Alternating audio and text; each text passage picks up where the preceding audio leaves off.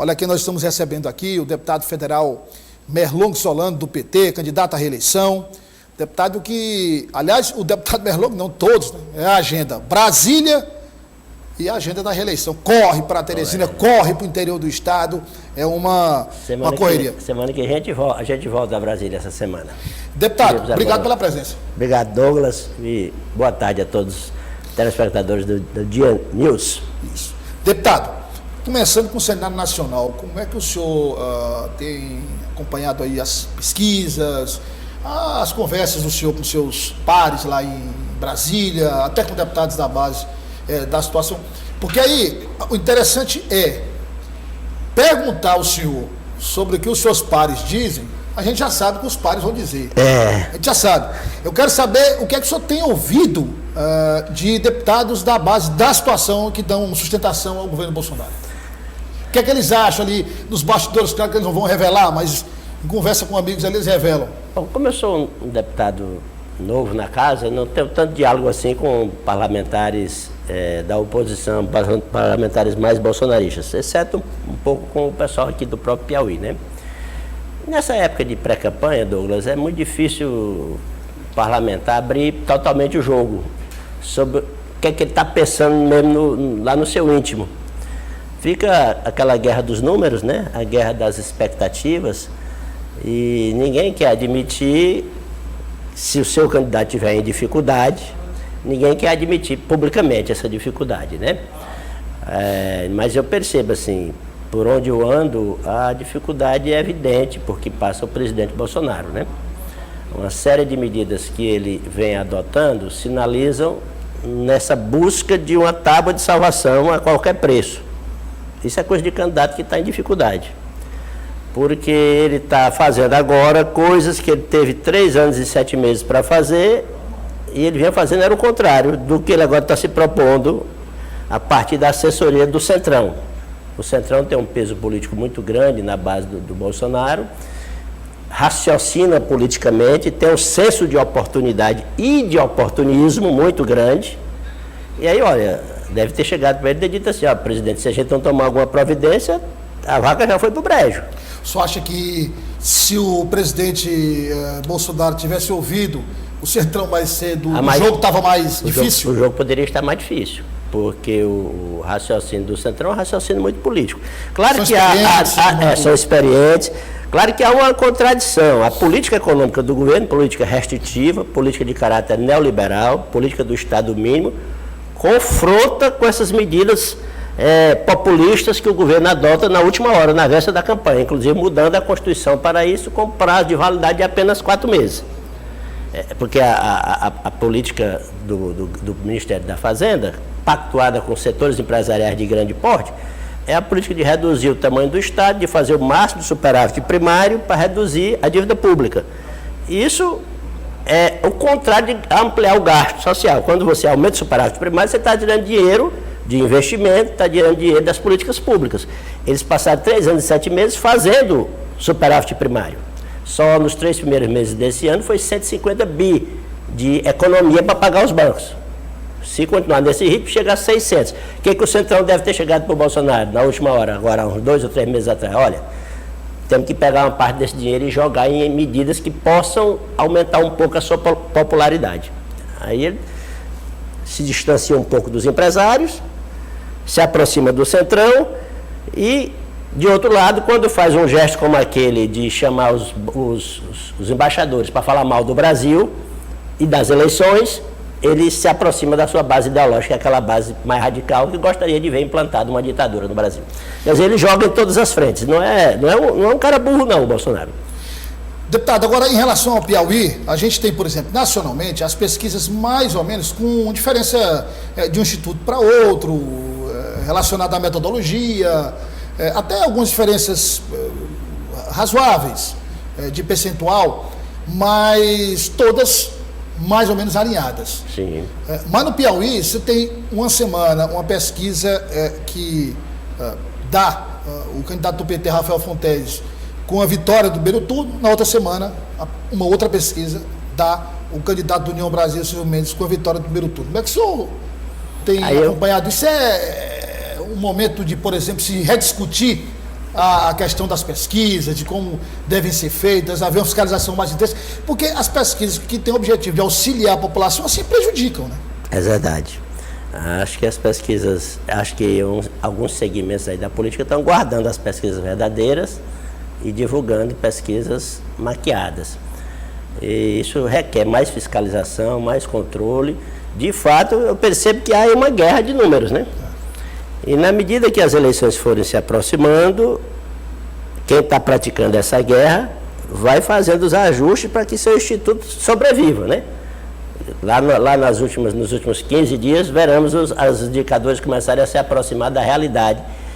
E pelo que eu percebo na realidade, algumas coisas são constantes nas pesquisas. A maioria do Lula no Piauí, a maioria do Hélito no Piauí, uma grande capacidade de transferência de voto que os dois têm. Essa capacidade, tanto do Hélito quanto do Lula, já foi comprovada em eleições passadas. É só ver a eleição do Elmano, é só ver a eleição do Marcelo Castro, que começou lá com 3%, e nós levamos o Marcelo Castro até o Senado Federal, uma eleição que ele nem queria ser a princípio candidato. Então, nosso time tem capacidade comprovada de transferência de voto. O Lula do mesmo jeito, não só no Piauí, mas em grande parte do Brasil, tirando talvez o Sul, Paraná, Rio Grande do Sul, o Lula tem capacidade de transferência de voto reconhecida por todo político sério. E também pelos analistas, jornalistas, né?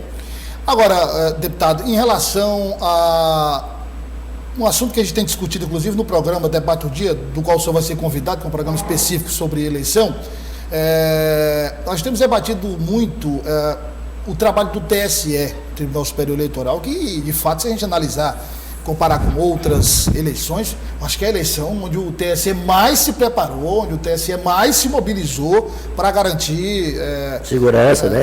Garantir transparência, garantir uma eleição realmente incontestável. O senhor acredita que se pode bagunçar, usando a expressão popular, se pode bagunçar o coreto do ponto de vista de alguns candidatos, questionando o resultado, questionando isso, questionando aquilo? E aí, emendando outra pergunta, o senhor avalia que o TSE está efetivamente preparado para todos os desafios que podem surgir nessa eleição? Acredito que sim. O TSE está, de maneira precavida, tomou providência no sentido de dar o máximo de transparência ao sistema da urna eletrônica, mostrando para a sociedade que ele não é interligado à rede mundial de computadores, portanto não há como nenhum hacker invadir o sistema, dando acesso ao sistema previamente a diversos observadores técnicos de diversas áreas do jornalismo, do Exército, da academia, dos institutos de pesquisa. Todo mundo teve a oportunidade de fiscalizar por dentro o sistema. Ninguém encontrou qualquer falha que pudesse colocar em risco a credibilidade, a fidedignidade daquilo que o eleitor bota dentro da urna, é o que fica lá e é o que sai dela. E é o que sai dela, dentro da urna eletrônica. É claro que é preocupante a atitude do presidente, é o presidente da República. Quando ele passa o tempo todo falando contra a urna eletrônica, quando ele chama os embaixadores do mundo no Brasil para denegrir a imagem do Brasil e do seu processo democrático, porque quando se fala contra a urna eletrônica, se está denegrindo a democracia brasileira. É como se dissesse assim, olha, não adianta nem o povo votar, porque a urna eletrônica é quem decide. Alguém bota lá, bate no botão e ela é quem decide. Curiosamente, esse homem que faz isso foi eleito por ela, não só uma vez, muitas vezes deputado federal, por esse sistema, assim como todos os ex-presidentes do Brasil no passado recente. Então é a atitude típica de uma mente autoritária, até doentia, que na hora de perder busca qualquer que seja o mecanismo para poder tumultuar o processo. É perigoso. O seu ídolo não é o Trump não provocou a morte de 5 pessoas nos Estados Unidos, no Congresso norte-americano, ao incentivar a invasão por seus... Capitólio, né? Do Capitólio. Deputado, agora a gente voltando no tempo, tudo isso começou basicamente em 2014, na reeleição da Dilma. Quando então o candidato do PSDB, Aécio Neves, não aceitou o resultado, pediu recontagem, criou aquela dúvida toda, ali foi plantada uma semente que germinou de dúvida, ou seja, o terreno foi fertilizado ali e... A semente do autoritarismo. Parcela da classe política brasileira... Só queria completar dizendo o seguinte, Aquele momento, por conta do fuso horário no Brasil, tem aquele momento que não se pode começar a divulgação do resultado. Uma hora ou 2 horas, né? 1 hora ou 2 horas, aí depois aí quando o resultado é divulgado, já está tantos por cento apurado. Porque aqui no sul, no Nordeste, é imediato, né? Aí naquele momento, em 2014, tinham acesso ao local, à sala onde havia a totalização dos votos, funcionários do Tribunal Superior Eleitoral, claro, funcionários graduados, enfim, de confiança. Mas não seria o caso, para evitar tudo isso, naquele momento, de escolher uma comissão formada, como foi feito agora, por diversos representantes, que ficassem ali, junto com o pessoal do TSE, para acompanhar do zero até o momento da divulgação pelos veículos de comunicação? Acabava com isso. Observadores, né? Observadores. No local. Sem mexer em nada, só olhando ali. Sim, acho que é uma ideia boa. Acho que é uma ideia boa, sim. E essa atitude tomada lá pelo Aécio Neves, de não aceitar o resultado e ter trabalhado de maneira sistemática para desestabilizar o governo Dilma, como de fato deu certo, em parte também por erros políticos cometidos pela nossa própria base, isso revela uma mentalidade de uma parte da elite política brasileira, Douglas, que é a seguinte: a democracia é boa enquanto eu estou ganhando. Quando eu ganho, eu perco uma vez, perco 2 vezes, perco 3 vezes, aí perca a quarta, bom, eu tenho que tomar uma atitude. Eu estou perdendo poder de maneira sistemática. O povo acordou, o povo está escolhendo outras opções, não a mim, então agora eu vou arregaçar. Em alguns momentos do passado aceitaram até a ditadura aberta. Agora o país ficou assim, numa espécie de sistema de autoritarismo legalizado, né? Porque certos processos foram implementados descumprindo o marco jurídico brasileiro para, por exemplo, prender um Lula e impedir ele de se candidatar, num processo eivado de vícios, como depois ficou comprovado. Quando a conjuntura política tinha mudado, aí o Tribunal Superior, o Supremo, teve coragem de tomar uma atitude. Mas enquanto as coisas estavam acontecendo, enquanto a mídia, nas redes sociais, o grosso da opinião pública parecia optar por um lado do problema, o Supremo Tribunal Federal se omitiu. Agora, o senhor falou em guerra de números, e eu acrescento a essa guerra a guerra de narrativas, né? E aí é sempre um questionamento que ocorre, deputado, que é o seguinte: os eleitores se ressentem muito de que não há, por parte da classe política, da maioria dos políticos, não há uma disposição de se discutir o essencial, discutir números, discutir propostas, discutir a realidade. Por exemplo, vamos levar em conta o Piauí, discutir o Piauí, enfim, que, claro, a gente sabe, eu tem uma frase do publicitário que o senhor conhece muito bem, o Marcelo Serpa, que é um dos grandes publicitários do Brasil, e ele diz o seguinte: o consenso não dá like na internet. O consenso não dá like. O dissenso é que dá like. A confusão é que dá like. É verdade. Então, embora algumas pessoas questionem esse bate-boca, essa terra sem lei que é a internet, mas muitos vão lá, assistem, dão like, comentam e tal.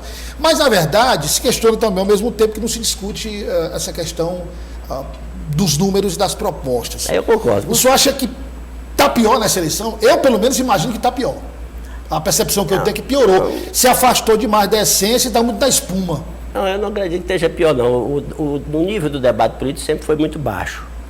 Ele continua baixo, precisa se discutir mais as questões em profundidade, até no sentido de ajudar o povo a abrir a mentalidade para o contraditório, para ir atrás da raiz dos problemas e não ficar só na superfície.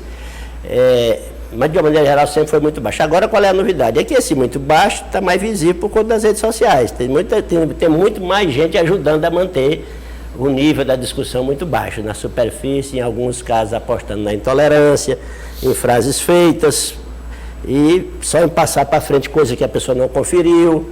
Enfim, de fato você tem razão. Preciso mais candidatos preocupados em discutir os grandes problemas do Estado e do país. O senhor falou da sua preocupação, para a gente encerrar aqui, o senhor falou da sua preocupação em termos nacionais, em relação à violência contra candidatos, em relação a possíveis atos que possam levar, por exemplo, até agressões físicas e situações mais sérias No Piauí há esse acirramento, mas o senhor enxerga a situação um pouco mais controlada? Enxergo um pouco mais controlada, acho que talvez até em decorrência do fato de que o nosso espírito aqui, nós somos uma força majoritária. Somos governo do Estado, temos ações a mostrar em todas as cidades do Piauí, e a nossa postura é uma postura republicana.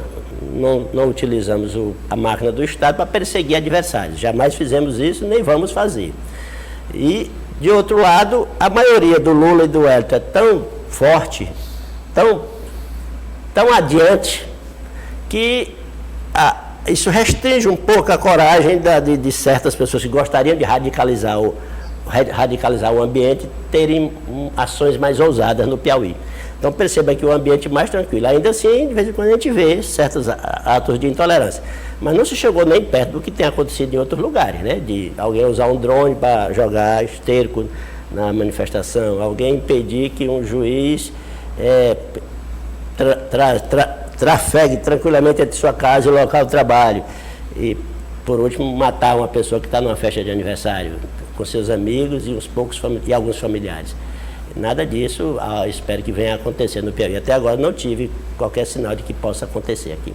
Deputado, obrigado. O senhor está vendo ali na edição de hoje, ali embaixo, o programa, ali na parte que é o debate do dia. O senhor está convidado já, a produção vai entrar em contato com o senhor, o programa que vai ao ar todas as quartas, às 8h30 da noite, é gravado, obviamente. O programa trata só de política, só de propostas dos candidatos. Aí já fica o convite feito para o senhor. Aceito, o convite aceito. Obrigado, deputado Melongo Solano.